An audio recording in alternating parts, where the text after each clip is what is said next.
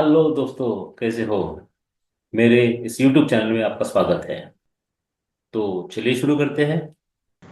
Now I have to explain this properties of material. You studied this in strength of material, various properties of material.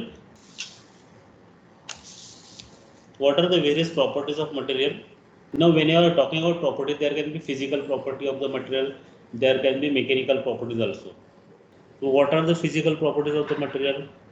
Luster is one of the physical property of the material. कोई material shine करता है, कोई नहीं करता है, फिर उसका density होता है. All these are the physical properties of the material. So that we are not going to study. We are going to study mechanical properties.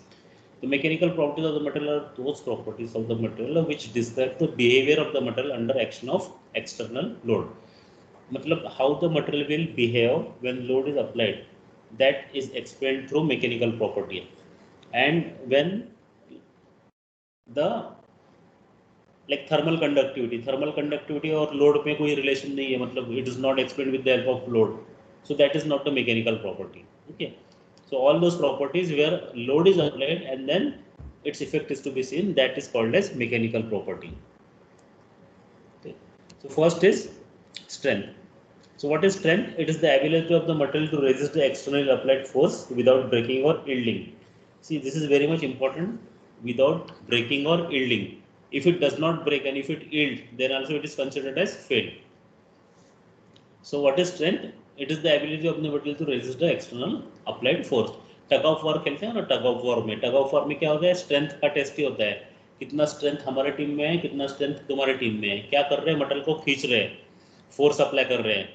तो वहाँ पे मटेरियल मतलब rope is the material and without breaking or yielding, मतलब तुम्हारा एक team में से कोई भी जो जो भी है, they are applying more strength and it does not fail.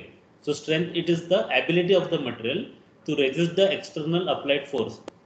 So here, when this strength will come into picture, whenever some force is applied on the material and that force has to be resisted. Tensile strength, compressive strength, shear strength. तो इन सब cases में क्या होता है? Force apply होता है. So whether it is strong in tension, strong in compression, strong in shear, that is strength of the material. So from where will we get this? The strength of the material, we get it from the tensile strength. We get it from the tensile test, which is done in universal testing machine, UTM. Now next property of the material is elasticity. Elasticity क्या है? It is the property of the material by virtue of which it regains its original shape and size. Any material like spring, for example, when we apply force on spring, what happens? It gets compressed, but then when we release the force, it comes to its original position. And is this property needed in material? Yes, this property is needed in material. Otherwise हम bridge पे खड़े हैं, bridge पे load बढ़ गया, bridge का elongation हो गया, उसका डिफॉर्मेशन हो गया, तो वापस नहीं आएगा ना, वैसे कर्व रहेगा. तो electricity is very much needed in material. एक शाफ्ट है, शाफ्ट पे गियर माउंट किया है, गियर के वेट की वजह से क्या हो गया? उसमें परमानेंट डिफॉर्मेशन आ गया. परमानेंट डिफॉर्मेशन आ गया तो that gear will not miss with another gear और pinion. Okay, so on the removal of load or on the stoppage of the machine, that material again regains its original shape and size. That's called as elasticity. So this property or ability of the material which regains its original shape and size is called as elasticity. All of us know this elasticity. I am just telling or repeating it for you. Then another property is plasticity. Plasticity is the ability of the material to retain the deformation produced under load permanently. अगर ये property नहीं होता था plasticity, तो क्या होता था? हमने कॉइन बना दिया. कॉइन कैसे बनता है? We are applying some force on the metal and we are applying some force and some dye is there and impression is created on the metal, because of which what happens? It becomes a coin. फिर वो निकाल दिया तो coin क्या हो जाएगा? फिर से फ्लैट हो जाएगा. वो कोई पैसा पैसा का वैल्यू रहेगा क्या? No, it will not be of any use. हम की बनाते हैं, की मतलब चाबी, उसमें भी इंप्रेशन रहता है. ओके. अगर वो मशीनिंग से बना है तो ठीक है, अगर उसको फोर्स अप्लाई करके हम अगर उस पर इंप्रेशन बना रहे हैं, तो what will happen? It will get opacity. Next is ductility. Ductility मतलब क्या होता है? We are able to draw material into thin wires. No, तो No, you know what is wire and what are the uses of wire. So if this ability is not there, then material cannot be drawn into wire. Now there is something new for you. Ductility is measured in percentage elongation in length or percentage reduction in area in tension test. ये शायद पढ़ा भी होगा, लेकिन ductility कैसे measure करते हैं? Percentage elongation in length और परसेंटेज रिडक्शन इन एरिया. जब लेंथ बढ़ता है तो एरिया कम होता है, तभी वायर बनेगा. So that is how ductility is measured. Then closely related to this is brittleness. तो ब्रिटलनेस तो अभी हमने थोड़ी देर पहले ब्रिटलनेस की बात किया. It is the property of material by virtue of which material breaks without a little or permanent distortion. हो गया. कास्ट आयरन कैसे है? ब्रिटल है. नेक्स्ट क्या है? मेलिएबिलिटी. ये मेलिएबिलिटी क्या होता है? It's the ability of the material to be rolled or hammered into thin sheets. हमको शीट्स मिलता है, इतना कॉइल बनता है शीट का. तो if this had this property been not there in the material, would have not been able to get sheets. Then hardness. It says that it is the resistance of metal to penetrate or permanent deformation. अगर hardness है material का ज़्यादा, तो ही वो दूसरे material में जाके penetrate करेगा और मशीनिंग होगा. Okay, so you need more hardness of a material so that it can penetrate in another material. ठीक है. अभी अगर वुड से स्टार्ट किया हमने मशीनिंग करना, वुड से मेटल को मशीनिंग करना स्टार्ट किया, तो होगा क्या? मेटल का मशीनिंग नहीं होगा ना. तो हार्डनेस किसका ज़्यादा रहता है? कार्बाइड का हार्डनेस ज़्यादा रहता है, कोबाल्ट का हार्डनेस ज़्यादा रहता है, टंगस्टन का हार्डनेस ज़्यादा रहता है, इसलिए उससे कटिंग टूल बनता है. डायमंड का हार्डनेस ज़्यादा है, इसीलिए बाकी सब मटेरियल जो रिमूव करते हैं वो किससे करते हैं? इन सब मटेरियल से जिसका हार्डनेस ज़्यादा है. Nowadays there are many new materials coming up and these materials are hard. जो अपना नॉर्मल माइल्ड स्टील यूज होता है हर जगह पे, instead of this there are lot of new materials coming up and they are hard to machine. अभी ये hard machine materials है, इनको मशीन करने में डिफिकल्ट है. तो कैसे मशीन करेंगे इनको? इनको मशीनिंग करने के लिए we will use non traditional machining processes. And hardness is express in numbers. कैसे मेजर करते हैं हार्डनेस? कौन सा टेस्ट यूज करते हैं हम हार्डनेस मेजर करने के लिए? लैब में किया होगा तुमने, बताओ मुझे. Sir Rockwell hardness and Brinell hardness. Brinell hardness, Rockwell hardness, Vickers hardness. Okay, so these are the various tests from which we can get the hardness. अभी hardness के इसमें भी स्केल है. Rockwell hardness A, Rockwell hardness B, Rockwell hardness C. अगर A scale use किया है, B scale use किया है, C स्केल यूज़ किया है, तो उसका हार्डनेस का वैल्यू अलग अलग आएगा. ये हमने सब सॉम में पढ़ा है, प्रैक्टिकली परफॉर्म भी किया है. Then comes stiffness. So what is stiffness? It is the ability of the material to resist deformation under the action of external load. The material that deforms least is the stiffest. अभी stiffness क्या होता है? Ability to resist deformation. मैंने force apply कर दिया, ठीक है, force apply किया. For example, consider the example of wax या sponge का example लेते हैं हम, foam का या sponge का. मैं force apply करता हूँ तो what happens? It gets deformed, है ना. मैं if I keep a finger on it and apply force, it will get deformed. Sorry. वही अगर मैं मेटल पर फिंगर रख के फोर्स अप्लाई करूँ तो डिफॉर्म होगा क्या? नहीं होगा. वो वैसे ही रहेगा, क्योंकि फोर्स तो उतना ही है ना. मैं तो फोर्स उतना ही अप्लाई कर रहा हूँ, लेकिन मटेरियल का कैपेसिटी किसका ज़्यादा है? मेटल का ज़्यादा है as compare to foam or as compare to rubber. Steel is more stiff, so it is not allowing the material to deform because of the force. That is called as stiffness. And resilience क्या होता है? It is the ability of the material to absorb the energy when it is deformed elastically and to release the energy when it is unloaded. मतलब absorb करो छोड़ो, absorb करो छोड़ो. ये काम कौन करता है? स्प्रिंग ये काम करता है ना. चाहे वो लिप स्प्रिंग हो ऑटोमोबाइल में या हेलिकल स्प्रिंग हो, इसका काम क्या है? To absorb energy when it is deformed elastically and to release the energy. तो ये इतने काम करता है, एनर्जी लेना और छोड़ना. जो मटेरियल ये करता है उसको हम बोलेंगे it is resilient material. Okay, it has the property of resilience. Then toughness. It is the ability of the material to resist the fracture due to impact load like hammer blows. अभी resilience और toughness में क्या difference है? Resilience क्या करता है? Energy absorb करता है. टफनेस क्या करता है? वो भी एनर्जी एब्सॉर्ब करता है.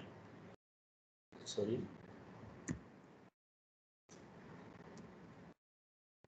रेजिलियंस क्या करता है, रेजिलियंस भी एनर्जी एब्सॉर्ब करता है, टफनेस भी एनर्जी एब्सॉर्ब करता है। दोनों में डिफरेंस क्या है, डिफरेंस ये है कि if I draw this curve,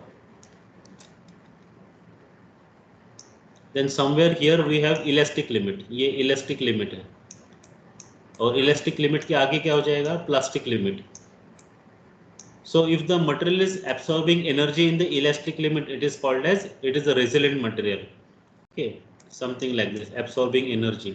And if the energy absorbed is in this region plus this region together, then it is called as, it is a tough material. It is a tough material. Okay. So if it is absorbing energy on the elastic region, then it is called as resilient material. Otherwise, it is called as tough material. एक toughness का मैं example देता हूँ।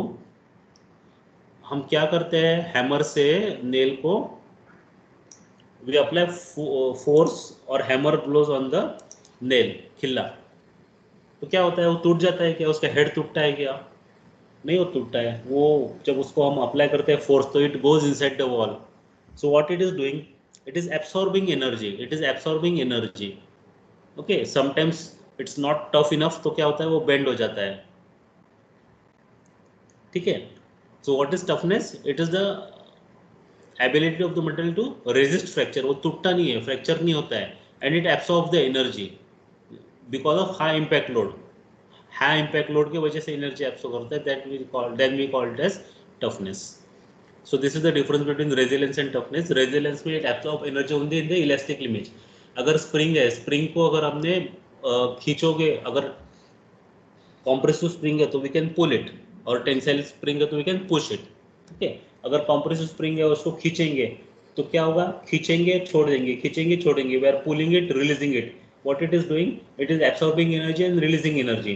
But एक limit के आगे और उसको खींचते हैं तो क्या होगा, वो वापस जाएगा कि अपनी जगह पे नहीं जाएगा। मतलब it when it enters from elastic to plastic zone, the property of resilience does not work, it works only in the elastic zone. Okay, next is what, next is fatigue. Fatigue मतलब क्या है, अभी हम थक जाते हैं, same thing we are doing repeatedly again and again, again and again, again and again, so that is called as fatigue.